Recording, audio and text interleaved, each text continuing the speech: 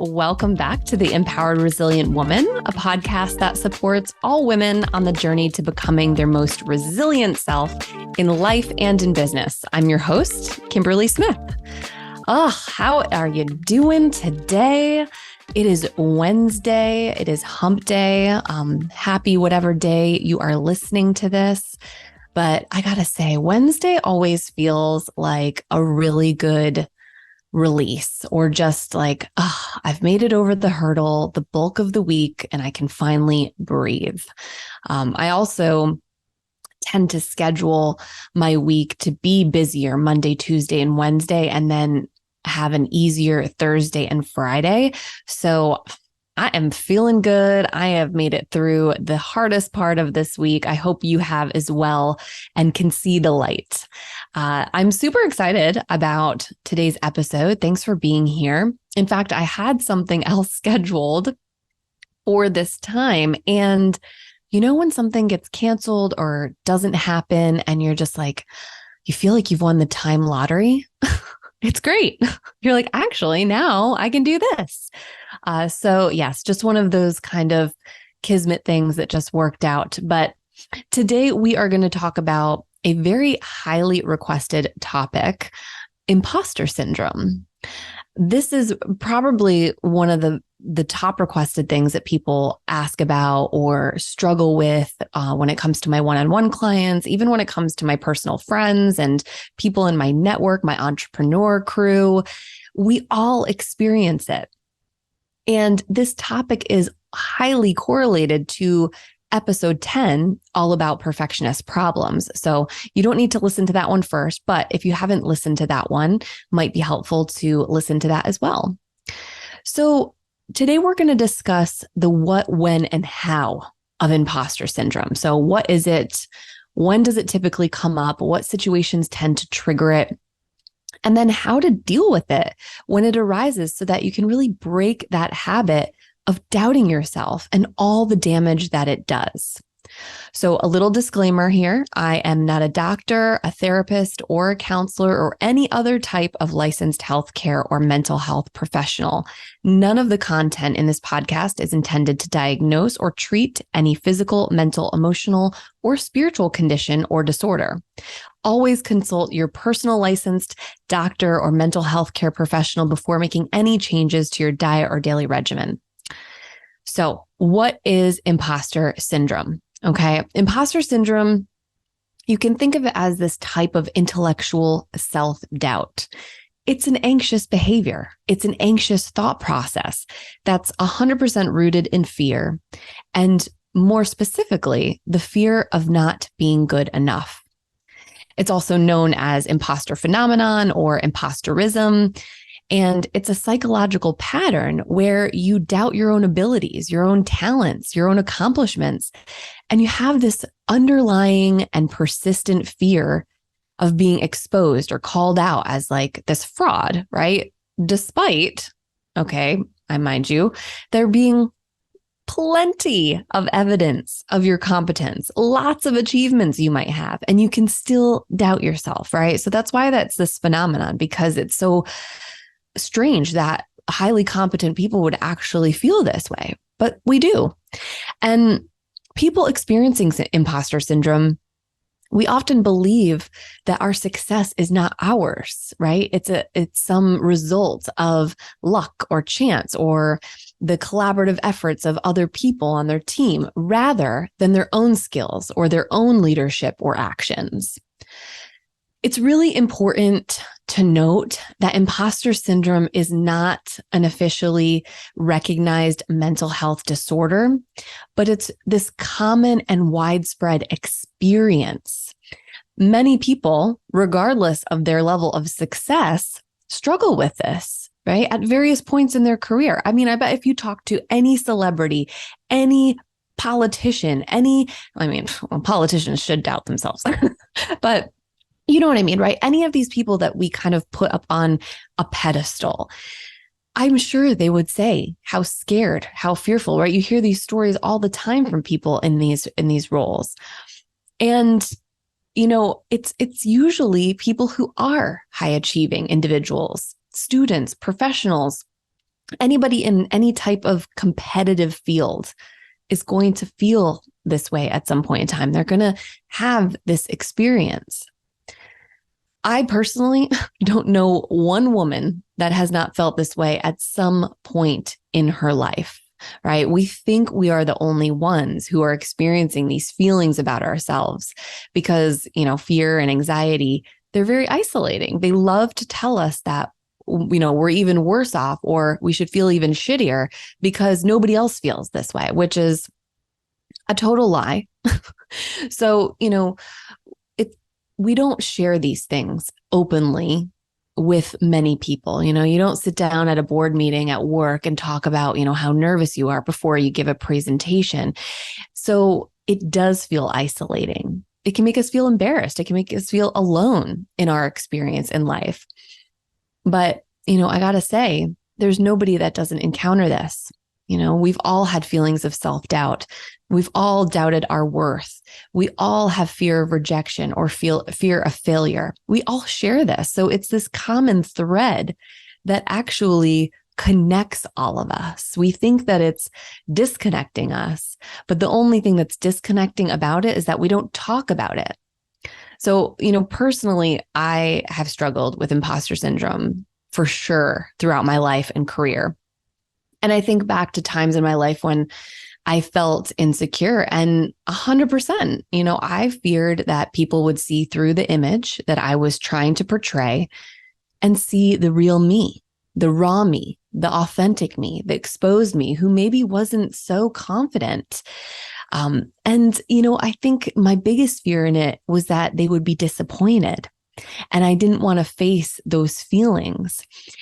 I think I thought that by people not knowing who I was, right, by having this kind of protective facade, that they were safe from that disappointment. And I was, also safe, but from the confirmation of the reality that I really wasn't good enough, right? So I felt like I was protecting not only them from the disappointment, but myself as well from disappointing them and them knowing that I just wasn't who I said I was. I don't know. It's so complex and layered. It feels like you're doomed when you're in that situation, when these thoughts are going through your head, when you're thinking about the disappointment that people would feel and you're trying to outsmart the whole system. It's pretty fucking heavy, right? So, situations that have triggered my imposter syndrome. The gym, I can tell you first and foremost, I'm very active now in my lifestyle. I post a lot to my socials. I love to encourage people to get out there and, get fresh air and move their bodies because it's a crucial way that we can regulate our nervous systems. It's been such a gift to me, but I was not an athletic kid. I've talked about that before. I was the opposite. And I remember I used to go to the YMCA with my family when I was growing up. And I was so self-conscious about using the machines. I thought, God, I don't know how to use these. If I look at the buttons too long, people are going to know that I don't know what I'm doing, that I don't belong here. I mean, all for doing something that was good for myself. I've definitely doubted myself going into new jobs, changing careers, shifting professions, or just even shifting an employer can make you doubt yourself. Many of you may know that I worked for a large luxury hotel and resort in South Florida. And it was my first time being on the talent acquisition side within a hospitality environment. Previously, I had really just worked within energy and chemicals, oil and gas type stuff. And I was out of my element, right? There was so much that I needed to learn. There was such a big learning curve. My first workshop, my first event as a coach, that was definitely, unsettling. I thought, gosh, there's no way that I'm going to sell any tickets, and I sold out. Every speaking engagement that I have, every time I get on to record this damn podcast, I have a little bit of a, butt clenching moment where I just feel like I'm going to shit myself. And then 30 seconds goes by, I'm into recording and we're rolling and it's great. Self-doubt is the main character when it comes to imposter syndrome. We question our abilities and we constantly worry that we are not as competent as other people perceive us to be. That ongoing self-doubting internal dialogue, that negative self-talk, it further perpetuates those feelings of inadequacy. That's what makes it such a vicious cycle. And that's what makes it so dangerous to our mental health. Personally, I feel this way about, how it has impacted me and what I see it do to other people as well. This whole thought pattern of doubting ourselves and feeling inadequate, it eventually leads to bigger things, more anxiety, more catastrophizing, and that downward mental spiral, which not only can ruin your day or your week, but it can lead to a bad month. It can lead to you getting into a major slump. We know how hard it can be to get out of one of those, right? And, sometimes we have seasons of life where we do need to go inward. And, some of those slumps are actually productive because they help us think. But in general, they don't make us feel good about ourselves. They don't help us be productive and get things checked off our list. They don't help us learn anything, learn any new skills. So we obviously, we want to avoid this. This is a thought pattern that we want to break. But let's go a little bit deeper here. There's more characteristics of imposter syndrome, and they all weave together and overlap. Each one of these is highly correlated with all the others. So if you experience one, chances are you're experiencing them all, right? It's kind of like, buy one, get 10 free, but of shit you don't want. So, some other key characteristics of imposter syndrome include perfectionism, right? We just did an episode on this, episode 10. Imposter syndrome leads you to setting these impossibly high, unrealistic standards for yourself and other people. And that, of course, leads to procrastination, avoiding tasks out of fear that you're not going to meet those goals or expectations. It also can lead to overachievement, right? Ironically, even though we're all feeling, unbearable pressure and anxiety, and those of us with imposter syndrome, we're going to push even harder to prove ourselves, to achieve success. We probably won't take the credit anyway, but this pushing to overachieve is something that can lead to burnout. Discounting success. We play down our accomplishments, our achievements or personal attributes that have helped us attain that. And, we just kind of say, no, it was no big deal. I just got lucky, or, oh no, so-and-so really did all the work, blah, blah, blah. And, yes, while I think it's amazing to give credit to anybody who has helped you along the way and, tools or resources, you did it. You fucking did it. Take the credit, right? You own your moment. So it's not that you weren't capable or that somebody else did it. It's all you. Difficulty accepting praise. This kind of goes along with that discounting success, people giving you compliments, positive feedback, and you're kind of skeptical of it. You dismiss them, because, you just don't want to, I don't know if it's fear of being in the limelight, right? And fear of actually doing well. That could be an underlying thing here too. Fear of failure. That's another characteristic of imposter syndrome. On the flip side of the overachievement, right? We've got a lot of these characteristics kind of are opposites of each other as well, which is interesting that we can experience such conflicting emotions and thoughts at the same time, right? They exist together. So on that other side of achievement is this deep-seated fear of failure, which can drive people with imposter syndrome to avoid taking risks or pursuing new opportunities. This is you playing small, right? You have this fear of failure. You're afraid of letting people down. You're afraid of the disappointment that you might feel, that others might feel, the whole thing, this whole thing crumbling down in front of you, whether it's not getting that job or promotion that you want, and, you just decide not to even apply. It's our fear of failure that leads us to become bored, stagnant, frustrated, and even more anxious and unhappy in our lives because we're no longer evolving, right? So it's this conundrum that we've gotten ourselves into because we are afraid of being found out, where we feel like we're imposters because maybe we don't have the skills yet, or we feel like we're not an expert, but it creates all these other emotions and mental garbage in our head that we take no action, that we do nothing. And we stay where we are and we become even more unhappy. I mean, that sounds like a life sentence to hell. Constant comparison. That is another characteristic. We compare ourselves subconsciously. We're not even trying to, but there's so many people and, there's such a high level of perfectionism within our society that it just sometimes is automatic, right? We have to be able to step in and see where we're comparing to other people. But we do, we look at other people around us. We feel like we're not as good as everybody else. So how do we move past all of these things? Or how do we move through imposter syndrome when it comes up? I don't necessarily think that we can, cure ourselves of anxiety or, imposter syndrome or perfectionism. But what we can do is learn how to work around it. We can learn how to be aware of it.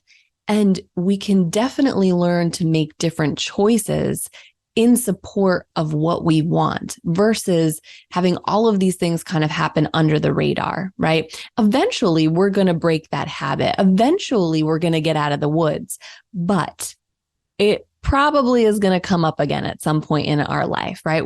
We can't outsmart these feelings forever. They're going to come back at some point, and that's okay.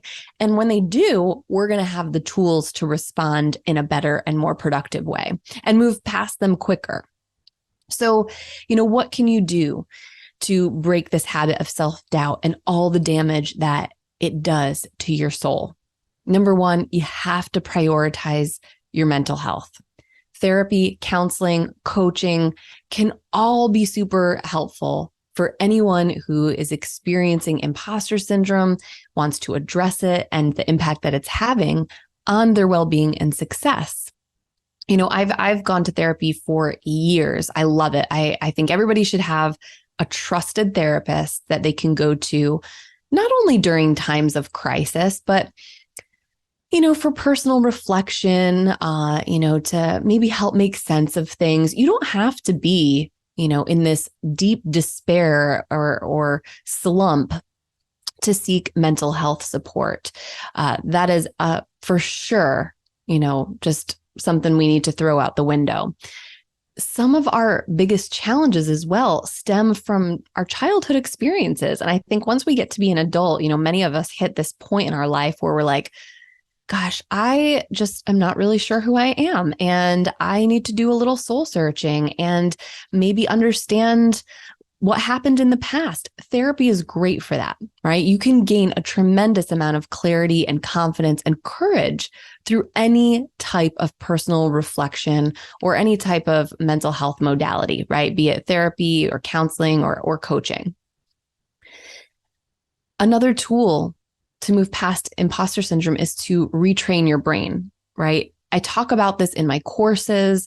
We have a neuroplastic brain, and we are capable of creating all of these new, thought patterns. And I think of them as like little highways, right? Because when we think thoughts, they create pathways in our brain, right? So if we're thinking shit, then we're going to have all these crappy pathways. And the more you think a thought, the deeper that pathway, it's actually a physical marking in your brain becomes. We have to be able to reverse this process. We have to be, work on increasing our awareness and noticing when that self-doubt arises. And better yet, when that ick feeling comes up, the ick feeling of not being good enough, And it's at that moment that you have to remind yourself that you are highly capable, that you have achieved so much, that you can do hard things, and that you will continue to overcome whatever obstacles are, in your pathway at that time. Y'all know I love affirmations. For me, they have worked wonders because part of the retraining your brain process is interrupting those negative thought patterns and replacing them with something positive. So, you can replace it with thinking a positive thought, reciting an affirmation. You can think of a positive memory even, or a food that you love, or a restaurant, or anything, right? It doesn't have to actually be applicable to the scenario that you're in. You just have to interrupt that thought pattern. So, I love affirmations. You can keep a success journal or achievement list. No matter how big or small the accomplishments may seem, when you're able to look at what you've done all written out on this big list, there's no way that you can't look back or step back and say, damn, I've done a lot, right? I'm pretty freaking amazing. Third thing to do to move past imposter syndrome is set realistic goals. So much of our self-loathing originates when we miss the mark of a goal. But we've talked about this many times. Us overachieving perfectionists, we take it too far, right? We actually set ourselves up for failure, and the cycle continues. A goal needs to be challenging, but it also needs to be achievable. Setting and achieving goals is definitely part art, part science. In general, it helps us recognize our accomplishments. It helps us realize that what we're capable of, build new skills, and it helps us gain more confidence, which is amazing. But not all goals are created equal, right? And this is something that is actually in my goal manifestation guide. There's a full list of goal criteria, what goals need to be in order for you to set yourself up for success and not get into that vicious cycle of procrastination and personal letdown and self-loathing. So the goal manifestation guide, for anyone who wants to check it out, is a 26-page digital and reusable sustainability, people. All right. I don't want you to have to go out and buy something again and again and again. So you buy it once, you use it forever, but it's a digital workbook you can reuse. It comes with a video training that teaches you the exact goal setting strategy that I teach my clients. And I will put the link in the show notes, or you can go to encompasscoachingservices.com to learn more about the goal manifestation guide. 4, practice self-care and self-compassion. This is something that I think people really underestimate. Prioritizing self-care activities such as just eating whole foods and daily movement, regular exercise, meditation, any type of nervous system relaxation or nervous system regulation techniques. These are going to help keep you present. It's going to help you keep your mind in a positive place. And the act of slowing down actually enhances that mind and body connection, which is going to increase your awareness for any negative thought patterns that are going to arise, right? It's going to, when you're nice to yourself, when you're doing things daily to help meet your physical, mental, emotional, and spiritual needs, it actually makes it so much easier to forgive things that don't go right? Maybe mistakes that you make, or, not even mistakes that you make, but just, sometimes shit just doesn't work out and it's not your fault, but we all want to blame somebody. And a lot of times we blame ourselves. So it's going to help you practice compassion for not just yourself, but for other people too, which is beneficial. Professional development and upskilling. Okay. I could probably do a whole episode, and I might, all about investing in yourself. You have to invest in furthering your education and learning new skills. Now, this does not by any means mean that you need to go into debt paying for some $60K MBA, right? No hard feelings to anybody who's done that. I think higher education, formal higher education, is super valuable too in many instances. And there are so many other options too when it comes to professional development, personal development, upskilling or learning new skills for not only life, but for business. There's so many ways to take courses, attend workshops, seek any type of additional training. This is going to help you feel more confident and confident in your abilities.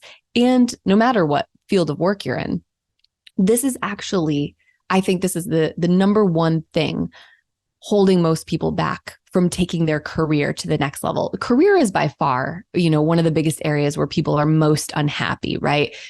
We're not happy with our boss. We're not happy with our schedule. We're not happy with the money that we make, and that those are usually the catalysts that, propel us to take those risks, to change jobs, to want to take things to the next level.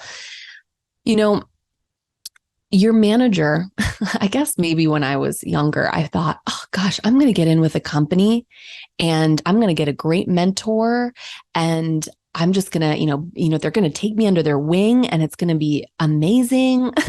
And babe, that just does not happen in most scenarios. If you are lucky enough to have had that happen, I'm happy for you. But your manager or the company that you work for, they are most likely not going to come to you with these opportunities. Now, more and more, you see companies that have a professional development budget where they might say, hey, if there's any courses that you want to take, we've got some money for that. And in fact, that did happen to me, but I honestly didn't even know what my manager meant. I was so burnt out and overwhelmed by life at the time that I let that opportunity pass me by, and I regretted it. But the point is that you have to take the initiative. You have to participate in carving your unique path to success, because nobody's going to come save you. Nobody's going to bring you an idea or tell you that you have to do something. You're going to have to motivate yourself to find something that is going to be valuable for yourself, for your future, and go for it. The final thing here that I think can really help anybody overcome imposter syndrome and self-doubt and all of the, baggage that comes with it is being able to connect to a supportive community. Okay. Loneliness is an epidemic. It really is. We're in this age of isolation. We are working hard every day. Parents are doing a lot more than ever, right? And it can be isolating. We don't see our friends as often, and we need to feel connected. Connection is it's an innate human need. And, so much of our days are busy and stressful. We need an escape that's positive. So surrounding yourself with positive and inspiring and supportive people can help you maintain a healthier mindset 100%. On that note, we've all been around people or groups that honestly, it seems like all they fucking do is complain or talk about superficial things. And you need to find authentic connections, people who feel like your soul family, people who can encourage you and give you that positive reinforcement, who maybe understand some of the things that you're going through, because not all the time are our family the best people for that. I constantly hear that people are lonely, that they feel like they can't share their successes with the people in their lives for fear that they're going to, be misconstrued, or people are going to think that they're bragging or they're conceited. I'm not saying get rid of those people, although sometimes there are ties that need to be severed. But you do need a group of people in your life who will celebrate your wins with you, who are allowed, you are allowed to be proud of yourself and your accomplishments. Shit, if you just got a 10K raise and you're my best friend, I want to hear about it, right? There's such this taboo thing about talking about how much money we make and all the things, right? And you have to be able to share some of those big things. And it's not just like, oh, I got a raise. Like maybe you got a big raise or a big bonus and you want to really just shout it from the rooftops. There should be people in your life who are going to be willing to receive that information and not make it mean anything about themselves or about you, right? So when you have people in your life who can be proud of you too, that encourage you to be proud of yourself, and they say it and they mean it, man, that is transformative. Likewise, in that same group where you share your wins, right? When you have that community of people, you're also going to be able to feel more comfortable sharing your disappointments and your letdowns and maybe some of the feelings around self-doubt when it comes up again. And those people are going to be the ones that help you remember how amazing you are, that you are worthy, that you are human, and nothing in any type of situation is going to change that. And not because of your accomplishments, but you are worthy because you always have been and you always will be. Likewise, in that same group where you can share your wins, you will also be able to share your disappointments and your letdowns or your feelings around self-doubt when they come up again, because they will.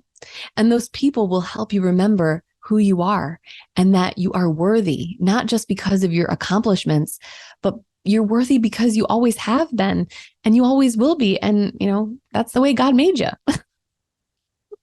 So I hope that if you are experiencing self-doubt, if self-doubt has been something that has been creeping into your life lately, that these words bring you comfort, right? If you are at the tipping point of, a career change or a big family move or a relationship change, if you're at any place in your life where you've been feeling anxious or fearful and that voice in your head has been telling you that you can't do it or that it's not going to work out or that, gosh, you're not as good as everybody else, please listen to this episode again, save it. I am a firm believer that when we listen to something more than once, we pick up new things. So I hope these things bring you comfort. I hope you've learned something and you take away even just one little thing that can help bring more peace into your life. And remember that you're capable of so much and you are way more than your accomplishments or your mistakes or any of that nonsense. Okay. So I just want to thank you again for listening. Thank you for being here.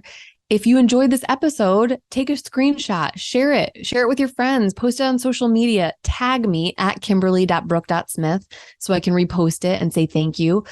As an entrepreneur, it's so helpful to, have things be shared and reach a new audience and meet and connect with new people. So I appreciate it. And keep shining. And I will chat with you soon. I will see you on the next episode. Have a great one.